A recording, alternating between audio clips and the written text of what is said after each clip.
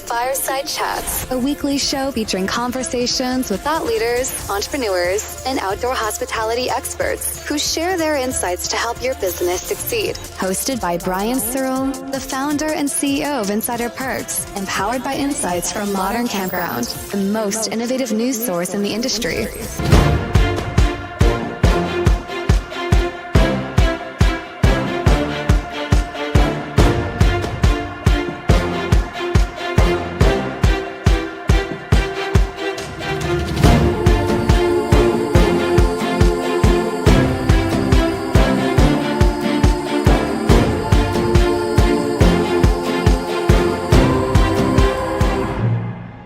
Welcome, everybody, to another episode of MC Fireside Chats. My name is Brian Searl with Insider Perks. Super excited to be here with you for our kind of fifth week weird, odd episode where we have no recurring guests, but it happens to be that we have that extra Wednesday in the month. So excited to welcome a whole panel of special guests here who are going to introduce us to their companies, talk a little bit about, well, whatever we decide we're going to talk about. Who knows? I don't prep for the show. Hopefully they are.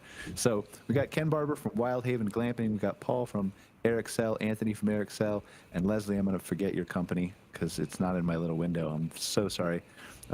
Signature RV Resorts by Zeman. Literally, I go meeting to meeting, and I don't even know how I survive because I'm very old, as you can see. Look at this gray, no hair. So that's my excuse, Leslie. Hopefully you'll forgive me. I'm going to want to briefly go around and just let everybody briefly introduce themselves. Tell us a little bit about your company, and then we'll kind of see where we can go from there. Do you want to? We'll let Leslie start because I almost spelled that, didn't I? I'm not. It's not a good start, guys. We'll let Leslie start because I forgot her company. So please. Sure. So my name's Leslie Taylor-Rharbi. I'm Director of Operations for Zeman Homes and Resorts, particularly the signature side of our RV resorts. Zeman is based in Chicago. We've been in business for since 1983. We're family owned, and our portfolio is primarily the Midwest, Northeast a little bit, and then of course Southeast, and Florida is my portfolio. We started Zeman Signature Resorts roughly about 5 years ago. We're always looking for great opportunity, purchasing and growth within the company. And with the way that pricing was and limited properties or properties being purchased quickly, we created our own opportunity. We thought RVers were ready for more luxurious experience, and so started doing developments. And we design, build, develop, and then build the business from there. And we're on our fourth one today. Awesome. I'm excited to have you here, Leslie. I've definitely heard of Zeman. Thanks. Just didn't connect the name, Leslie and Zeman, but Sure. Excited to dive into some of your resorts, see what you have going on. There's been a lot of, as we have talked on this show about, tons of development that's been going on in the industry as a whole. Obviously, lots in Florida, lots in Texas, but excited to hear about your resorts. I did have one question before we go and introduce our other guests. Since you said you're overseeing Florida, right? Mm-hmm. Do you have a sense of what can we expect from the election, or which way is it leaning? My crystal ball is very cloudy right now. That's a bit of a wild card, I think. All right, Leslie. Well, that's the only reason we had you on the show, so it's disappointing, but we'll talk about something else. Anthony or Paul, who wants to introduce Excel? Go ahead, Anthony. Thanks, Paul. Excel is a manufacturer and distributor of various components that are in an RV. So things such as air conditioners, water heaters, furnaces, appliances, roofing. We really have a broad product range that you'll find on RVs across the country and even into the European space as well. Okay, so this is like the camper who's like, I'm enjoying camping, and it's because of Excel, basically, because they're not outside in a tent. Correct. Correct. We like to provide comfort for those folks in RVs for sure. Okay, so they just maybe don't know that it's thanks to you, but it is. That's what you're saying. Well, we like to think that, yes. Well, I'm willing to stipulate that. There's no other guests here to dispute it, so we can just roll with it this week, right? And Paul, your role at Excel? Yes, I'm the Chief Revenue Officer for Excel. I work with Anthony every day.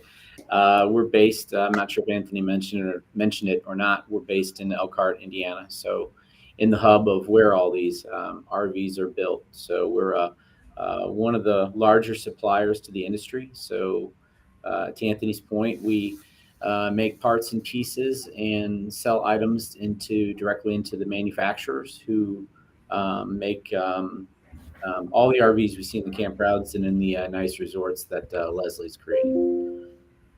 Awesome. Excited to have you here and dive into kind of what some of those things are and where we can see them and find them. And it'll be an interesting conversation, I think. And then Ken from Wild Haven Glamping, last but not least, sir. Yeah, hi everyone. I'm one of the owners of the Wild Haven Glamping brand. We're about a 5-year-old business. We've got 2 locations right now. We started our first one in Sonoma County, just about an hour north of San Francisco. And we're right there on the Russian River, surrounded by vineyards. We focus on canvas tents and some very small tiny home cabins. So we don't have any RVs or any do-it-yourself camping. And our second location opened up just this year. It's just outside of Yosemite in a town called Mariposa. Again, big tents and tiny home cabins. And our angle is, a very careful blend of comfort and hotel amenities and kind of not too much of either. We don't want to sanitize the nature experience. We don't want to give them too much luxury where they don't really immerse themselves into nature.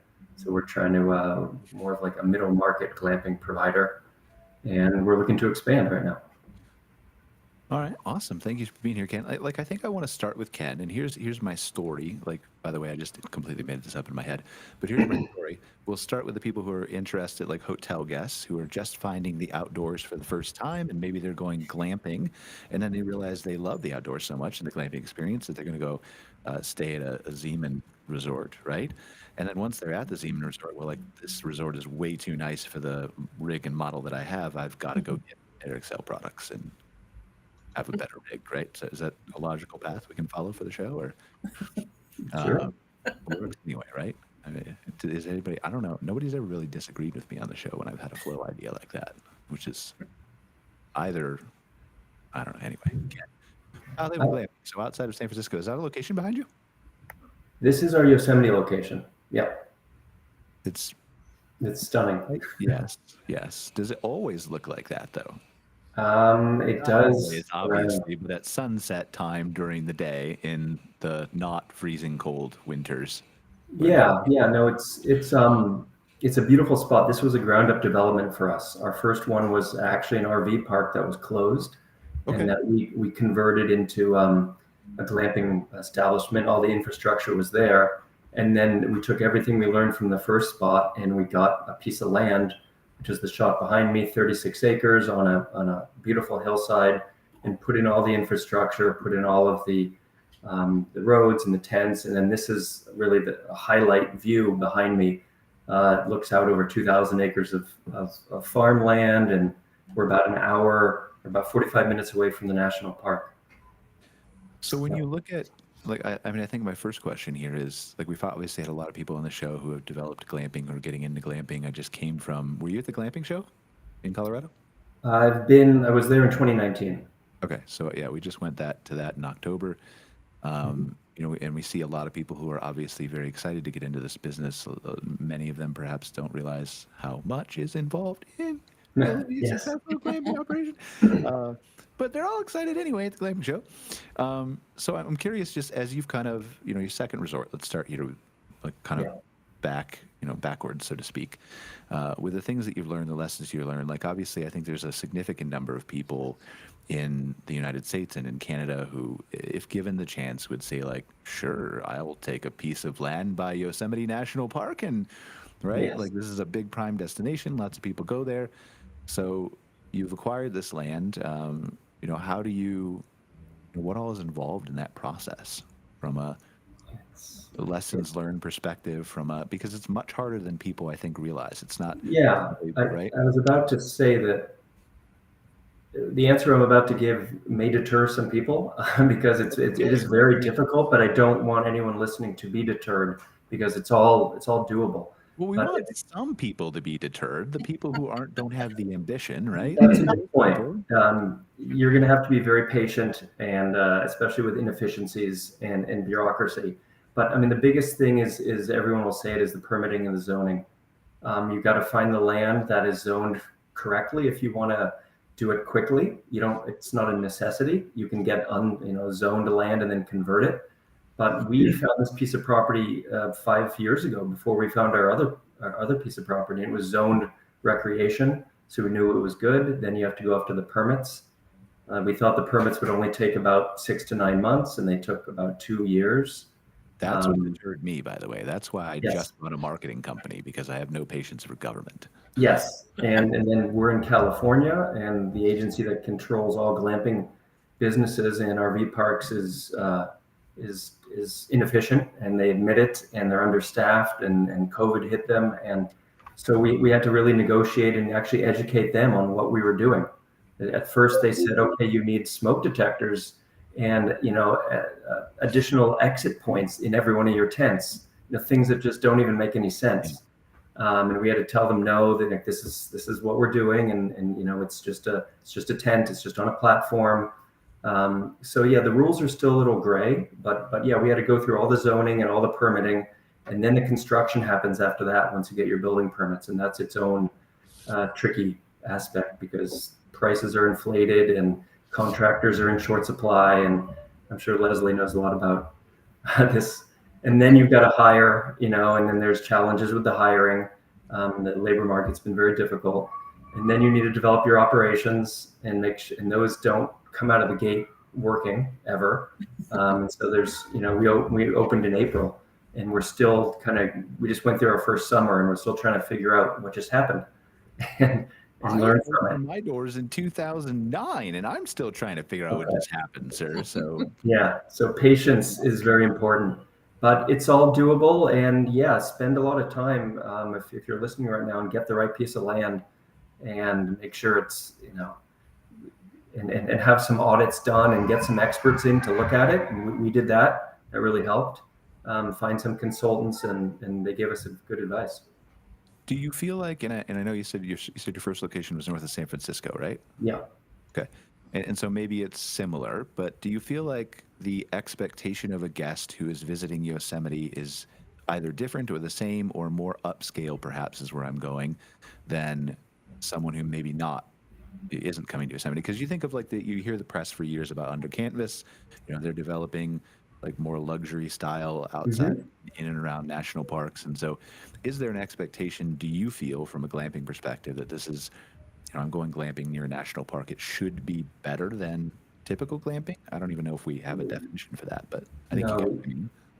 Brian, it's a good question. We found that, and I'm the head of marketing for our business as well, and I rolled out the same playbook from my first property to the second property, and I saw that demands were a little higher. We have a lot of European guests that come, German, Dutch, French. We have a lot of people from the East Coast, which we didn't have at our Sonoma property. They're traveling further. They're spending more money. This is a once-in-a-lifetime trip. Expectations are higher. So how do you, are you playing to the luxury market with your property, generally speaking, or are you mid-tier, or what would you label yourself as? Well, I mentioned in the intro that we wanted to start out as more of a middle market, and it's a vague term because glamping is still developing, but we didn't want to be too luxury, because when you're too luxury, you're not as accessible and approachable. It limits the amount of people that can get outdoors.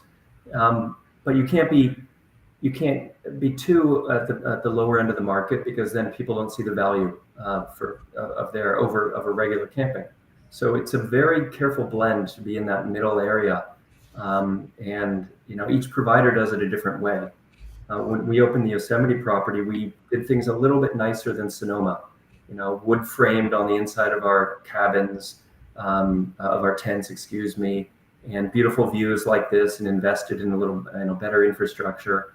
The cabins were nicer with split AC units, and big patios. And yes, we went upscale a little, but not to the point where we want to be auto or under canvas, which is beautiful, beautiful businesses and great offerings, but they're a little more restrictive in our opinions. Do you have a sense of, well, actually, let me ask this before maybe it's a silly question, but were you sold out all year being near Yosemite, or? We weren't, we only started in about April because of back to permitting and zoning and construction. We got such a late start that people didn't hear about us until about June. So we weren't, but we're looking that way to next summer. Okay, that's good, because that was part of my question. Like, I mean, we've had a lot of people on this, but more so from the RV resorts and RV park sides who have seen kind of a softening in that mid-tier market, whereas luxury has been fine. But I was just curious how you were straddling that line, but I don't think you have enough data to answer that question yet, do you?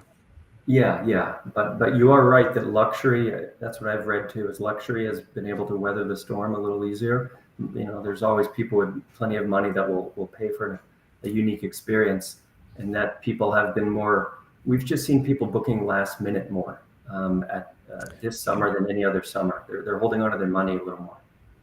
Booking windows are really interesting to me, but I won't get off into that weird, like I'm an AI person, so I think it's very interesting how AI agents are going to end up choosing our dates for us for vacation in probably a couple years. So, but that's a whole nother topic I won't bore you guys with. Leslie, do you want to move on to Signature real quick? And Ken, please, like, I'm sure I'll have maybe some more questions for you if you want to pop in, just like we talked about. I just want to make sure we get to everybody here. So Leslie, obviously heard of Zeman. You gave us your brief intro. Sure. Tell us what, in your mind, or maybe motto, mission-wise, right, is really something that sets the Zeman Signature line apart. I think the spec at which we're building at. So, in Florida, there's that natural migration of people who come and vacation and then work a lifetime to retire here. And in their mind, they have that vision of what they're expecting and what they've worked so hard for, or what holds family memories of coming down and visiting family and so on.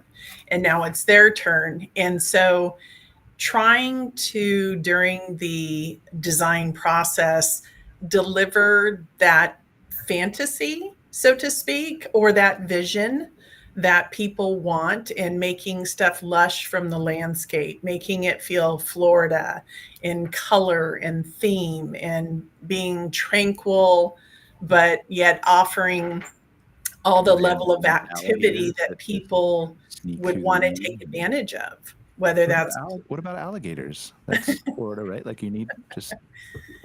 Well, they're there. They're just in the lakes doing their thing while the guests are in the resort doing their thing. So, we cohabitate. It's okay. Okay, go ahead. I didn't mean to interrupt you. But... No, that's okay. But we have multiple pickleball courts. So the surf was our second.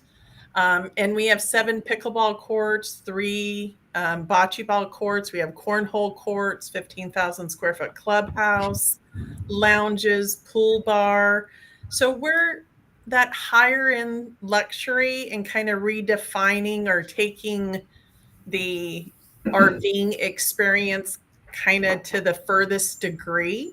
But I will say, in doing that, it also has brought on a whole new set of expectations from seasoned RVers or new RVers, because now we're in competition, if you will, with timeshares, a hotel resort, and things of that nature. So expecting food and beverage, expecting a lot more service and convenience, and flexibility. And sometimes you got to be careful what you wish for, because it comes through, and it makes it a little bit more taxing on the team, and to have everybody as satisfied as you want them to be. It is interesting the way, and I definitely want to talk more about Zeman and Signature, but it is interesting what you say as a talking point of guest expectation, right? Because I think that you could even point to probably, I want to keep saying 5 years, but that's almost on the precipice now of when COVID was, and somehow I managed to get older, and it manages to get a year behind us every year somehow. But so, let's say 6 or 7 years ago, this was like, certainly there were luxury resorts. There were people building properties like you're building, but they weren't anywhere close, I think, to the volume, scale, and number that they are today. Is that fair? That's fair. Okay. Yes. And I think that we've seen a majority of those be built in probably Florida, Texas, probably Arizona, maybe. But like, obviously other states have a lot of construction too. But I think we hear, at least I hear in the industry, that Texas and Florida is, I don't want to say overbuilt, but very populated with brand new developments that are luxury style, right? Right.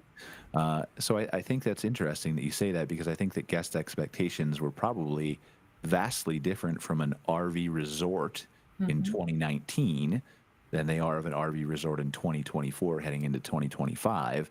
Right. And so in some ways, we kind of are doing it to ourselves, right? We're building a resort that's higher in spec, that's higher in amenities, that's intended to give people that kind of dream retirement, is what you're saying. Yeah. But then those people come down and maybe they're like, oh, well, maybe my dream wasn't good enough. What else can you do for me, right? So how do you navigate that when you go resort to resort? Are there things that you take away that you're saying, well, I could do this better or differently, or how does that work? No, I think we've been a little bit more thoughtful in our marketing and in our language and what we're committing to. And so sometimes when you use the word luxurious, it sets a tone. Yeah. And so we kind of change that to signature, where it's on par with, and it's amazing how the finest details can have a rippling effect in some way, and just kind of navigate and get you to where you're going organically in the scheme of things. But I think, as Ken had mentioned, sometimes you set out on a path and hopefully you have the platform to pivot and shift, because you'll need to be making those adjustments every step of the way, because what sometimes is kind of thought about in concept, when you're actually executing or in the middle of it, is not really going the direction you had hoped. So then you just kind of readjust and continue on your way and learn those lessons. And some of them are rather easy and some of them are a little painful. But as we go through the different resorts, we're not really taking away, but we're trying to make every experience the same level of experience, but not cookie cutter. So each property is not going to have the same level of amenities. One may have 2 pools, one may have 1 pool, one may have bocce, but the other one has shuffleboard. So trying to make it interesting and different enough where it's a fantastic experience, but not the exact same one that someone would get bored at, and then trying to grow our portfolio and family. It is interesting what you say about the signature or the word, right? Like, obviously, I think luxury is far too overused in our industry. Agreed. As is, generally speaking, RV resort, probably far more than luxury. But it is interesting, those little tweaks, because I've noticed that, like, I think I opened the show and told you guys that briefly before we started that I do marketing for 500 campgrounds and RV resorts in North America. But we've been redoing our website internally before the upcoming Ojai conference, and I've been studying like the conversion metrics of the psychology of the exact words that you use. And we found this data point, like when you're submitting a form, that instead of saying like our thing is start my success journey, and that's actually ends up converting more than start your success journey, is really interesting. So just those, it still continues to amaze me, the things that I discover that you wouldn't think would make a big impact, but are 20 to 30% sometimes differences just using a different word that means the same thing. Absolutely. So, like, I'm sure there was. Were you involved in that decision, or are you not? That's not your department at marketing, or? Yeah, no, that ball would be in my court. So, yeah. So, like, was there a thought? Like, obviously, there was a study and thought process behind this, right? Was it a long one, or? No, it kind of happened naturally on its own, because as we were designing, and we would do like our entry signs.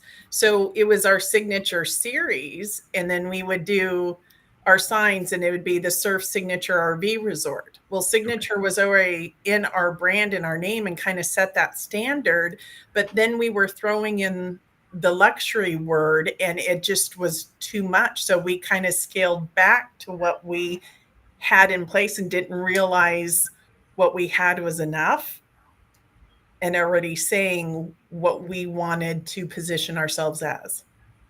Makes sense. Okay.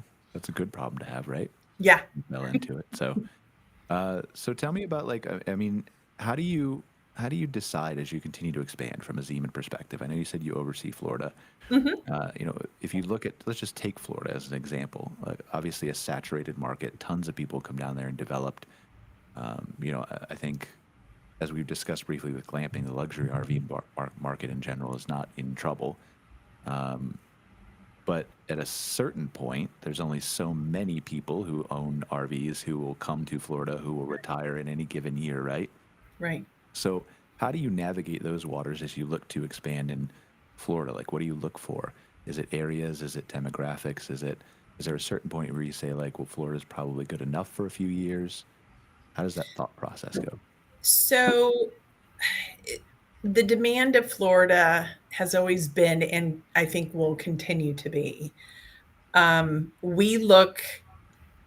Location is not something we sacrifice. So we're very specific in where we're looking. A lot of people want to be near the water. So we try to strategically buy larger parcels near the water. That is becoming harder and harder to do. And there's a certain number of acres that are kind of our sweet spot, so we can get the site count that we want. We aim to be a little larger at 300 sites or more. But our last project was 185 sites, and that worked out rather well. Like to be at least 45 minutes away from the Gulf and everything. And those locations have served us well because that's where people want to be. And then we've gone into markets that really didn't have, had older RV campgrounds and parks, but we created something new and different. Okay. Yep. So although Tides and Surf are in Palmetto, well, not many people knew what Palmetto was, but it was just south of St. Pete and Tampa, and a really connected location to beaches, to the major highways and things of that nature. And so it kind of developed that, and then just kind of trickled down along the southwest coast, if you will. Our next project's in Northport, but we're focusing on a park model cottage. Our resorts are 55 plus. And so some people get to a stage in life where they no longer want to tote, but they still want to continue to be in the community and with the friends that they've developed on a seasonal basis. And so we are going to be doing a park model village so they can purchase, come down and, fly in, fly out, not have to tow anything, not have to set up the RV anymore. So looking at a variety of offerings within that RV space, because you still have the sociability that everybody loves, the activities, the events, the gatherings, and that's really what it's all about. And your park model will still be 55 plus?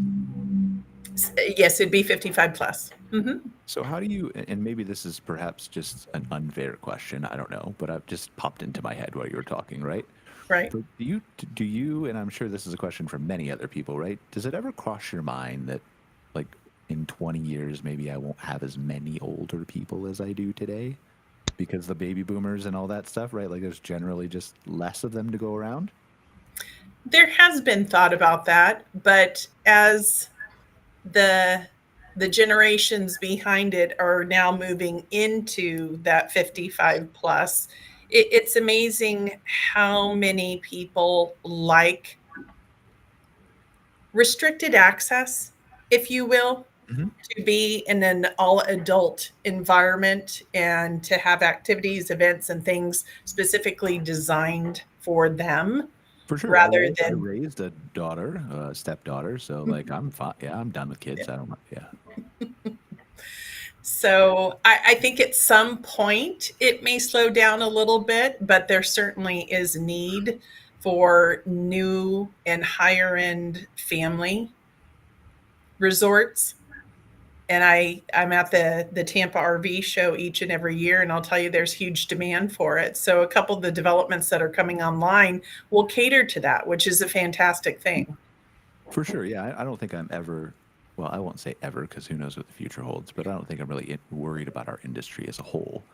Right. It's just interesting. Like, I mean, you extrapolate out in 20 years, there's probably going to be a lot more luxury resorts than there are today in Florida and Yes. Texas. And so I was just curious if you ever thought about that. But it sounds like you have a good answer and you have thought about it. So, Yep. which is a positive. Okay, let's go to Eric Sell for a second. Who wants to start, Paul or Anthony? Paul, this time I started earlier. Sure. Oh, Fire away.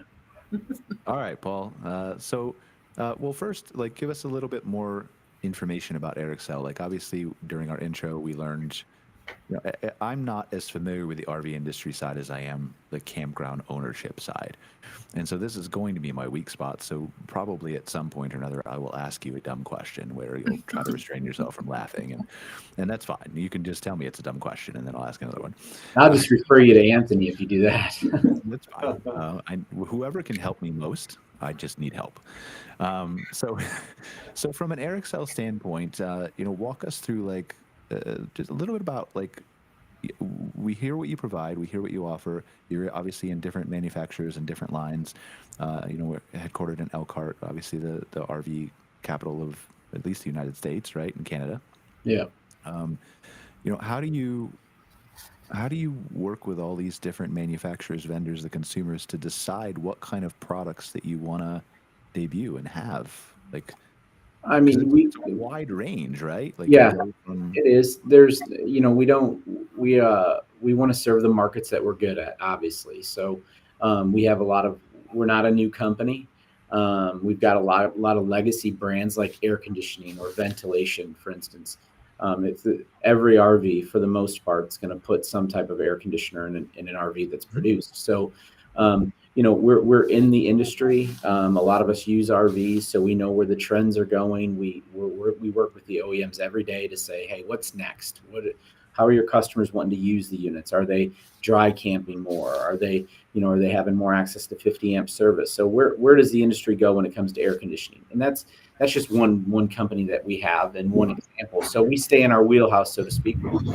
A lot of employees and a lot of direct access to RV manufacturers. And so we ask questions, they tell us where they're going. We try to lead a little bit, and we're just always forward thinking. And that's just one brand. We're in heating, we're in, water heating, we're in roofing, we're in lamination. So we do a lot of, we produce and sell a lot of items going into the manufacturing of an RV, whether it be a motorhome or a small travel trailer. So we use them, we talk, we listen to the industry. And again, because we're not a new company, we've been doing this for a long time. There's a trust that the OEMs will come to us for solutions. So, we expand. Our business is constantly growing, and we've just launched some new lines here recently, new product segments we're getting into, but it usually sticks within our wheelhouse. Like we know the place that we want, that we can be successful. If that makes sense. Yeah, I mean, I think I want to briefly dive into the new areas and how you reach those conclusions in a second. But I really want to ask a question that I shouldn't ask, which is like, how do you decide where is air conditioning headed for innovation? I'm struggling. No, I'm just kidding. You don't. Well, yeah. Well, there's a lot of different types, right? You talk about that's true, mini split systems, and I think that was mentioned earlier, and just even like ventilation. I mentioned air conditioning, but even in Ken's world, ventilation's important, right? You might have a tent, and let's say that all the sides open up, but there might be, a need for rooftop ventilation in the bathroom area. So when I say air conditioning, we are really an air conditioning and a ventilation company. And so as we adapt products to Ken's world, which would be totally different than Leslie's world, right? So that's where I say innovation. There's always needs there. Do you do that for glamping? We have. I'm sure if Ken has a bathroom in one of his glamping units, glamping's a pretty pretty big term, right? Yes. My wife calls And glamping. not well When we defined. take our 42-foot motorhome to a campground and we stay in a really nice one, she's going to call that glamping. But then there's glamping, like where Ken's saying, where it's truly in nature and you're in a tent area. So depending on what that glamping term is, if there's bathrooms, most bathrooms need some type of ventilation out of the roof, and we have power fans that could be 12 volt, could be 110 volt. So yeah. And I'm going to assume you don't want my random product suggestions on where air conditioning could go as an innovation, right? We'll take anything we can get. Yeah, that's right. Like a little cute robot that pops out of the bottom corner and then fans me, like on the table. Like if it's not reaching me. I'm writing that down right now, Brian. Appreciate that. But tell me about some of the new product segments. Like obviously you're very established. You have a lot of expertise in all these different areas that you talked about. No question about that. Like obviously you're a leader in those fields, right? As you look at what's next, though, in other areas that are coming that maybe aren't existing product lines, is there a science behind how you decide? Like you're the chief revenue officer, right? You said? Yes.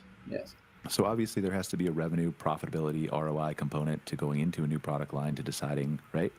How are those kind of decisions calculated? When does it become worth it to go into something new? Well, it depends on the needs, right? So it depends on the needs, and it depends on availability of products. What is the supply? Whether does it need to be a domestically produced product? Does it need to be an imported product? Where are the pain points and/or opportunities that the OEMs have, and that's what leads us down some of the roads we go in. And part of our company is we have a growth strategy. We're going to continue to grow and be good partners to the RV industry. And as the RV industry changes, and it changes every year, again, they compete against glamping in some cases. The recent trend has been in very small type travel trailers, single axle products, whereas you go back 7-8 years ago, everybody wanted bigger. It was toy haulers that would max out the square footage legal limit. So the industry constantly changes. And so that means the needs of the OEMs change. So us as a company, we're constantly looking ahead, and our industry will pull us in a lot of directions. There's some things that we just know, like we're not going to produce a RV ourselves. Sure. But we see where the needs and wants are based on how the industry is changing. And we get a good look out. We're not looking straight in front of us. We're looking years out in some cases for products. Well, so look years out with me for a second without giving me details about Airxcel and where you guys are going. Obviously, that's proprietary. But so look years out to me of the RV industry as a whole. Where do you see consumer demand going? Like, what are they going to want in a few years? I think you've heard two good examples of that through Ken and glamping. That is a huge push. People wanting to get out of the cities and out into nature, but they may not want to have an RV. So that's one direction. RVing, right? So just RVing so specifically. it's still in my mind, it's a way of experiencing nature. RV is just one vehicle to do it, right? But glamping is in the same category for sure. And then you've got, like Leslie's mentioned, the retirees or the folks that say, hey, you know what? I don't want the vacation home on the beach in Florida, but I have a beautiful RV that I want to put in a very nice resort. So you've got those things as they pop up. We adjust as an industry. And then you've got the whole get out and boondock, right? The people that want to van camp, call it van camp or whatever. That's been a big surge in the market in the last couple of years, and probably will be for the near foreseeable future. People want wireless access to whatever remote region they want to go into, and they don't mind living in a small space. So those are the things we consider.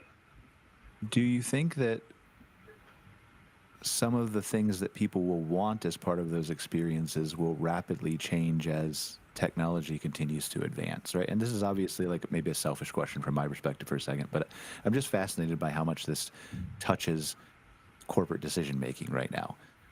Are there thoughts about AI and robotics and what consumers will expect from a discovery standpoint? Or yeah, for sure, right? It's in front of all of us. It's never going to go away. It's only going to evolve more and more. But the one thing that is like a common denominator, for at least for me in this industry, is that people are nomadic, especially Americans by trait. We're nomadic. We want to go places. For sure. Even COVID was a great example, right? Everything in society said we should clam up and not leave the house. But as Americans, we wanted to travel. We just couldn't go via plane or hotel. So people gravitated towards RVs and said, I don't care where I go. I just don't want to be home, right? So we want to travel. And So when we look at it from that regards, there's always going to be an opportunity for us to grow and to look at, new apps. The big thing for us though is access to wireless and data, right? That's never going to change, and that's going more and more. How can we have, so someone can work remote or, operate their phones or whatever remote out in some of the areas where there's no service, right? So those are the things that we constantly watch in our industry. We see is really adapting to that to make sure that we can meet the needs of however someone wants to use an RV. Well, and I think that's where I was going, right? Like, I'm with you. I'm not worried about the industry at all, and people are going to want to get out and go in their RVs and go glamping and do all that stuff. It was more like what you touched on at the end. Like, what is the demand of the new RV consumer in 10 years, in 20 years? What are their expectations? And then I would answer that by saying, talk to me about what the 20-year-olds today want. Tell me what the 18-year-old is going to want in 10 years, right? I wanted when I was 20 years right? old. So that's the crystal ball we wrestle with, is that we start looking at the younger generation and we can figure that out. That'll tell us a lot on the direction of this industry. Interesting. Okay, Anthony, you want to add anything? No, I think Paul said it really well. Just to touch on how we move from what's next in our business from a new product category that we enter. The other part that we look at is what's our skill set today that we have in-house? What's those internal resources look like? And just one example of that is we manufacture RV windows today through our Clear Vision business. And essentially their business and what they do is they're bending aluminum all day long. And when you think about other components that are on an RV, such as a baggage door, for example, it's very similar process, right? They're bending aluminum, and rather than putting glass in a window, we're putting, an exterior fiberglass in that same hole. So obviously there's products that we have skill sets and a proven record that are really just product extensions for us as we move into different spaces. So we also look at those resources that we have in-house. Regarding the industry as a whole, look, I think COVID taught us a lot. We saw a lot of first-time RV owners enter the space, and they all, were hoping that they had great experiences, right? And I think with that, they went to Zeman. Yeah, exactly. So ultimately, that leads to second-time buyers and so on. Our RV Industry Association publishes a ton of data to its members, and it's checking the boxes up and down, showing how we've seen a shift in demographics. Younger families now are using their RVs, perhaps different from the baby boomers, who are still a big part of our market, but demographics have shifted, and how those families are using their units, changes how we think about our business. So look, it's a great industry to be in, right? We're no pun intended, but we're providing components that give comfort to people who are creating memories. We take that. It's a large responsibility for us in our business to make sure that they are comfortable and they have a great experience, so they do continue to enjoy the outdoors. Maybe it's a hard question, maybe it's not. But I'm just curious, let's take a hypothetical situation, right? Like, you're well known at Elkhart with all the manufacturers you work with for, dozens of years. They all know your quality. They know your reliability. They know that, if they need a specific part in a specific way or fashion or consulted on or whatever else, they're going to pick up the phone and call you, right? If you look at somebody and we've seen a lot of these over the COVID years, right? A new manufacturer who's coming into the industry, someone who has never heard of AirXL before, but obviously needs all the things that Paul was talking about, right? I have a bathroom, I need a vent fan, I need air conditioning, I need a furnace, all the things that are inside there. How do you position AirXL as the obvious choice for them? Like, what goes into that process? I think, great question. I think brand equity helps us a lot. As Paul mentioned, we're over a 30-year-old company. We've been in the market for a very long time, and some of our legacy brands, such as Coleman Mark Air Conditioning, Suburban Water Heaters, Suburban Furnaces, they're nearly like the Kleenex type products, of our industry, so to speak.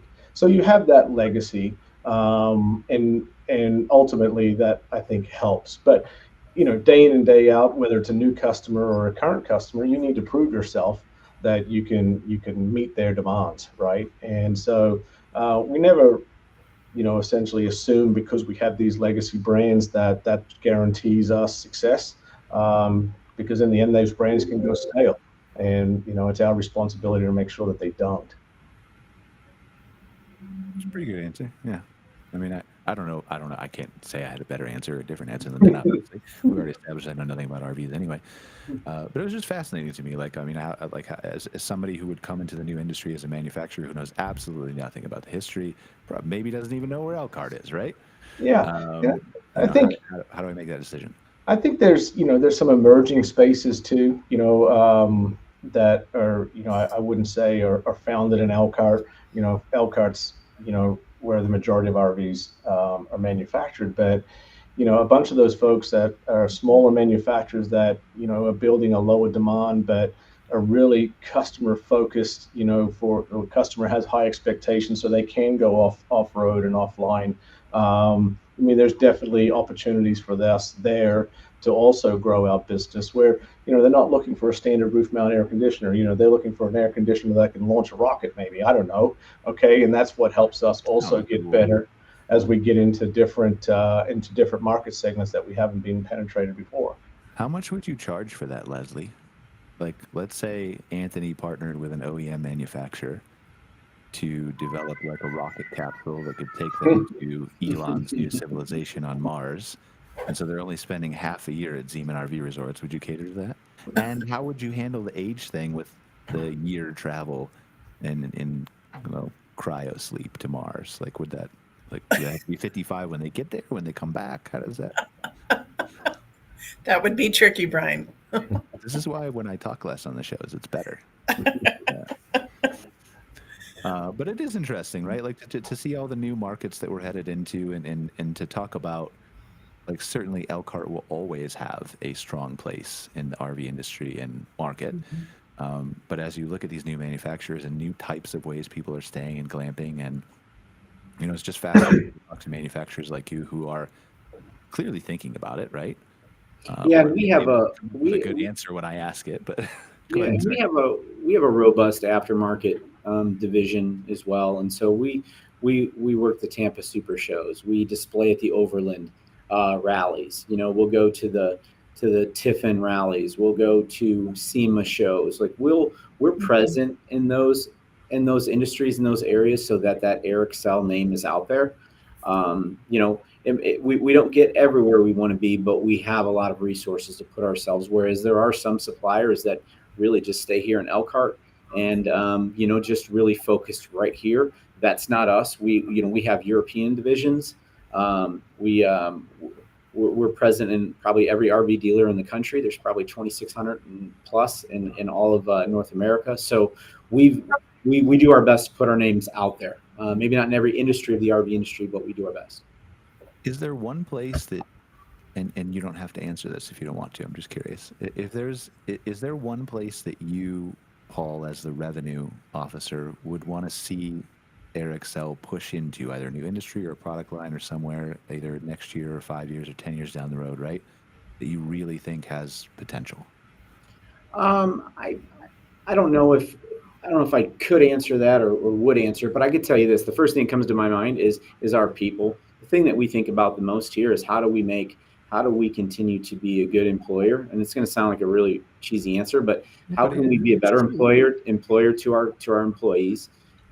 And how can we continue to bring better people into our company? Because that's how we'll grow. Because there's people way smarter than Anthony and I, for sure, right? That can answer those types of questions. Because our people are who are going to take us to the next level, whether it be someone with a better idea or a better relationship than Anthony and I may have with a new startup OEM. So really, I think our growth is going to be dependent on the people who are Airxcel employees, honestly. No, I think I generally, that's a really good answer, right? So I wasn't really expecting you to answer the question anyway, but that's the best answer. I think that's a better answer than I would have expected. So. Don't tell him that, Brian. Okay. Yeah, I mean, like, I feel the same way, right? Like, I feel like, I mean, that's the answer I would have given about my people, right? I'm the least smart person on the team, and I work for all my employees. So is the way I view it. But so I kind of tend to agree with him. That's why. Yeah. So sorry, Anthony. It's a good answer. What else we got? We got about 10 more minutes here. Is there anything we haven't covered about either Wild Haven Glamping or Zeman RV Resorts or Airxcel that you guys would like to get out there? I'll agree with something that I think maybe Leslie said, that the whole world right now to me is about expectations, especially when it comes to marketing. You just have to set the expectations correctly and then over deliver on it. And there was a discussion about the word luxury that Leslie said she shied away from. And my business partner and I also sat down and said at the very beginning, we don't ever want to use the word luxury. And there was another word we said we wouldn't use in our marketing, which was the word pampering. And at the time, glamping, they talked about, there was a lot of, oh, we've come to, we'll pamper you with, hotel quality bathrobes and, spa products, soaps in the showers and all these things that they were trying to be a hotel. And for us, we said, let's eliminate those words. Let's set the expectations. Here's what you're going to get. And for us, it's comfort, cleanliness, and customer service. That's what we go for, the 3 C's. And give people that. And a lot of people don't want luxury. They feel like they're overpaying if they're being offered luxury. Or they have an assumption that it's stuffy or too high end. Like that's when I look at a luxury hotel, that's not actually where I want to stay. I want to stay somewhere really nice, but I don't want to stay somewhere where every time I go to the lobby, I can't wear a set of jeans because I feel uncomfortable. Right. And so that one's been big for us, is how we set them. And then every piece of marketing that we deliver has to tell people what they're going to get before they get there. And then right when they arrive, tell them again. And then for us, I mean, all of your companies probably do this, but we read the reviews. As soon as they come out, I get every review right to my desk and read it, respond to it. I also read the competitors' reviews. I don't know if you all do that too, but it's so insightful to see what they like and don't like about your competitors. And so that's what's been helped us refine our model from the Sonoma property up to this Yosemite property. So expectations, your advice to all the people who are interested in getting into glamping is set the bar really low, and then you just barely click, and you'll be fine. Set it clearly. Define your niche that you want to be in. Make sure there's demand there and you can deliver on it. Set very clear expectations of what they're going to get, and then surprise them, exceed them. We'll deliver s'mores kits to people's tents if they've visited us before, with a little personalized note. Thanks for coming back, and here's a sweet treat for the night, and just a little surprise and delights that work really well in our industry. That's the stuff that really interests me as we go forward. Like, I mean, there's lots of stuff because I'm an AI geek, right? But when you talk about things like the personalization aspect, that ability to, like, for example, our whole company is migrating to HubSpot as a CRM, right? Mm-hmm. And just the ability to do a better job of collecting that data, of understanding who people are, not necessarily always from a profit standpoint, but from a how can I make the experience better standpoint, I think is vastly going to be unlocked in brand new ways that interest me quite a bit with AI and automation. Even down to the fact that, like, you can actually, it's easier with 2 locations of a glamping resort versus how many maybe Leslie has, right? And how many people stay with her. But just the unlocking of the ability to actually have a staff member remember that birthday is there, and then have a plan in place and have kind of an SOP to go out and get something that's maybe during Halloween or not, right? Yes. Because it does really, like, so dramatically change the experience of that guest. Unbelievably. Yes. Like, absolutely. I mean, I've been a platinum member in Marriott for, 20 years, and still, like, cool, like, that's nice that you put a bag in my room. Although I don't think they put bags in my room anymore. I think they just give me a free water when I check in. But anyway. No, it's a great point. I touched on it earlier, but we talk a little bit internally about, hey, we want to be the boring guys, and when we talk about that is that we don't want to be the reason why someone had a bad experience. Whether that's a customer dealing with us or a product of ours that failed in the field, and we take that very seriously. We're not saying that we want our products to be boring, but in terms of, hey, you turn it on and it works and I don't have to worry about it. I mean, that's critical. To have that comfort and that experience go in your favor. If something happens to your RV at a campground, typically if the stair's not working, you'll figure out a way to get in. But if the air conditioning doesn't work, bad things are happening. People get emotional, so we really make sure that we want those things to work. Well, that's one of the things that, like, I'll be honest, as a human being, frustrates me more than anything. And I feel like sometimes it's because I'm such a geek and I set such high standards for myself. Like, I'm really hard on myself. But those are the things, like, you'll call the big companies on the phone. Like, just figure out how to have somebody answer the phone. Like, I probably shouldn't say this publicly. But like, I was, yesterday, one of my employees was bringing all my stuff across the Canadian border because I'm getting permanent residency up here in Calgary. And so we had kind of a one-time tax exemption. And the border people had to get on the phone with my lawyer because they didn't know the law said that I could bring it. Like, and so that was just kind of one of those things where you're like, don't they train you on that stuff? Like, and so that's the kind of thing that, like, really shouldn't irritate me, but does, just like the air conditioner. Like, you just have to have it be able to turn on and work. And then the extra bells and whistles like Ken are providing would be great too from an ROI perspective, Paul. Like, when you turn on the air conditioner with your voice, which is important in the future, it then says, "Yes, Anthony, I will turn that air conditioning up for you." And then they'll be like, "How did it know my name?" Well, maybe we already have that.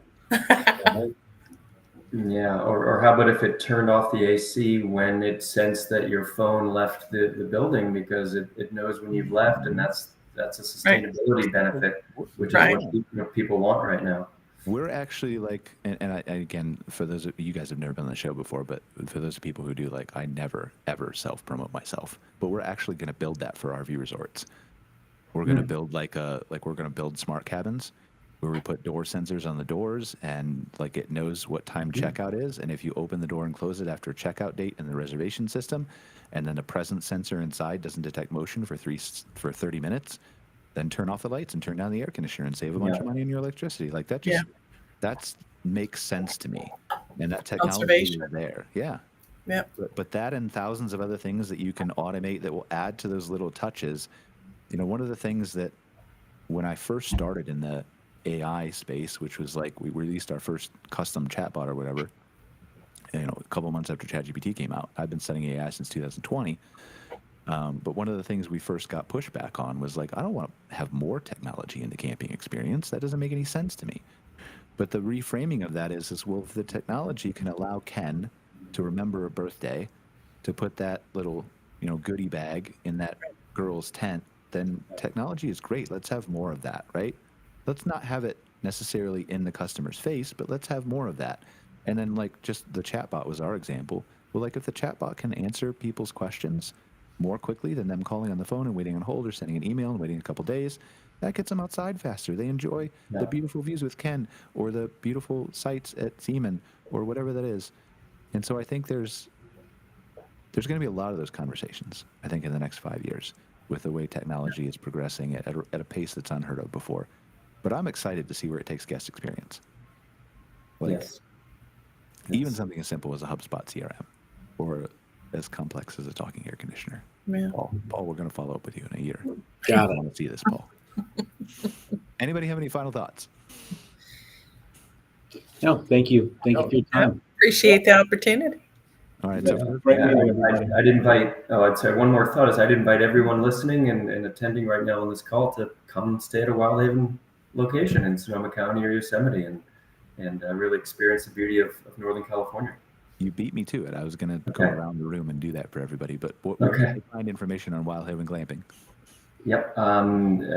We have two locations, so you can go to wildhavensonoma.com or wildhavenyosemite.com. And where's your third location if you had your dream choice right now? Lake Tahoe. That's where we've been looking, Cool. Anthony or Paul, where can they find out more information about Airxcel? Airxcel.com. And Leslie, Signature by Zeman? Signature RV Resorts by Zeman.com. Perfect. Well, I think we'll just head off about a minute early here. I think we had a great discussion. I appreciate everybody for being here and for putting up with my questions, some of which were good and most of which were terrible. Appreciate you all being here, and we will see you next week on another episode of MC Fireside Chats. Take care, guys. I appreciate you. Thank you. Thanks, everyone. Bye-bye. This episode episode of MC Fireside Chats with your host, Brian Searl. Have a suggestion for a show idea? Want your campground or company in a future episode? Email us at hello@moderncampground.com. Get your daily dose of news from moderncampground.com. And be sure to join us next week for more insights into the fascinating world of outdoor hospitality.